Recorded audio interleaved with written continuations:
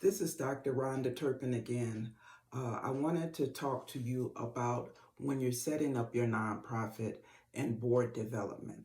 This is every nonprofit has to have a board. The mandatory board members are four. It is the president, vice president, treasurer, and secretary. So let's talk a little bit about how do you pick your board. Um, First, I'm gonna go back a little bit. For every state, Secretary of State, nonprofits, you set up with your Secretary of State and pay.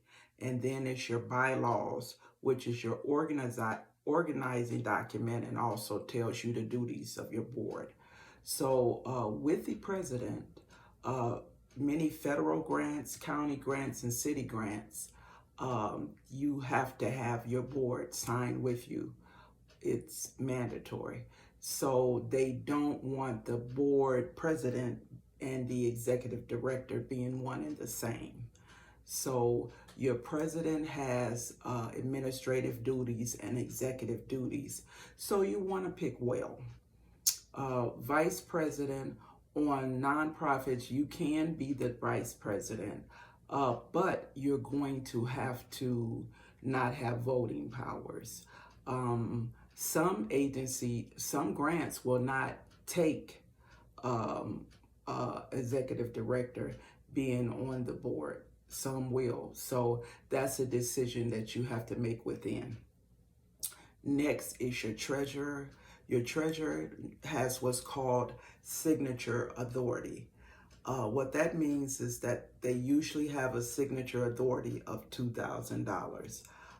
That means that they could sign a payroll check if you're not available or the president is not available, but that usually limits them to the $2,000 signature authority. Lastly is your secretary. Secretary doesn't require high skills, but it does require by IRS rules that they keep the records. I have to verify. It used to be 4 years. I was told it was 3 years now. But what that means is that on any type of audit, you have to produce the records of your board meetings. Board meetings are mandatory every quarter. They could be by phone, by Zoom, by FaceTime, video, by phone conference. They no longer, with the use of media, they no longer have to be in person, but they have to be held every quarter. And the secretary is the one that puts out the agenda of what would be talked about, and then also take notes of anything voted on or anything that's approved or disapproved, what you talk about. So that's the duties of the secretary. Board members are not a paid position. They are allowed a stipend. And what the stipend is for, if they're actively raising money for your organization, then they are allowed to receive money for, say, lunch, postage, gas, if they're attending a meeting for the agency. But it's strictly a stipend up to $400 a month maximum to help them to cover expenses that they incur. And this is what's very important though about that stipend. If your board hasn't raised any money and it's no money in petty cash, then it's no payment. Your board is to govern the agency, your nonprofit, but it's also to raise money.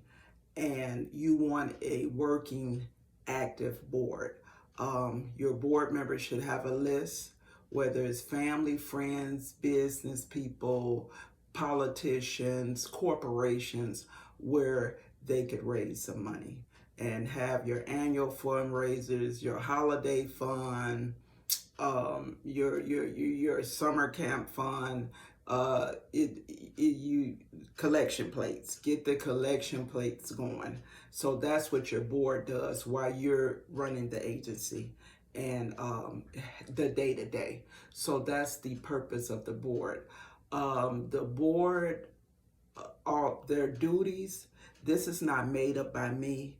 If you want to go a little bit deeper and do a deep dive, this is taken from a book called Robert's Rules of Order Manual, and is inexpensive.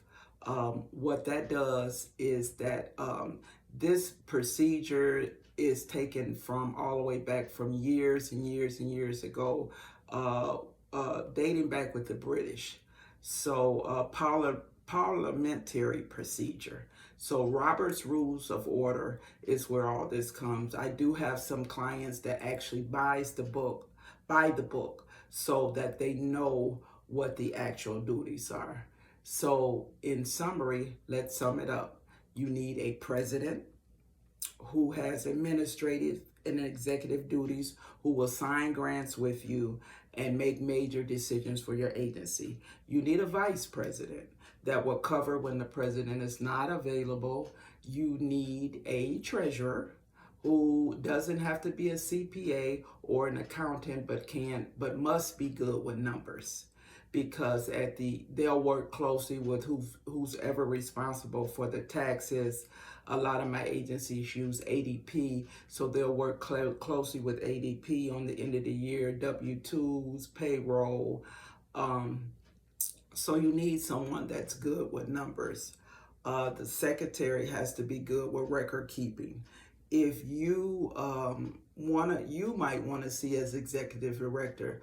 Last year this time, what happened? Tell me, sum up the meeting about, buying this new van. Is this going anywhere? Do we need to revisit this? Well, your secretary will have those minutes. So once again, that requires a skill of organization. So once you have your 4 board members in line, that goes on page 2 of the IRS. The 1023 application for charities allows you to get grants. Many people say they filed with the state. Well, guess what?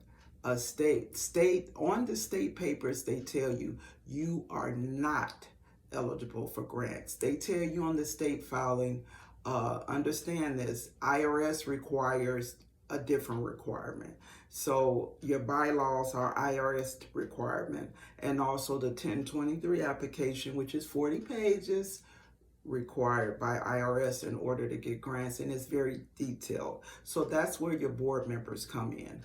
So hopefully I covered this and you understand, but you must have at least four board members. You can have more. Some people have 5 to break any type of ties. It is no limit to the board members. Some agencies have 13, some have 33. So it's no limit. And what you need to know is once you start winning and making money, everybody is going to want to be on your board. But be careful with that and know their intention and know how well you know them. So because a lot of times what happens is they try to overthrow your agency. So this is Dr. Rhonda Turpin from grants.com bringing you information. This is the first video on choosing your board, and we'll have more on board development and continuously making sure that you have a working board. But this is to get you started, and I hope this information was helpful, and thank you and have a good day.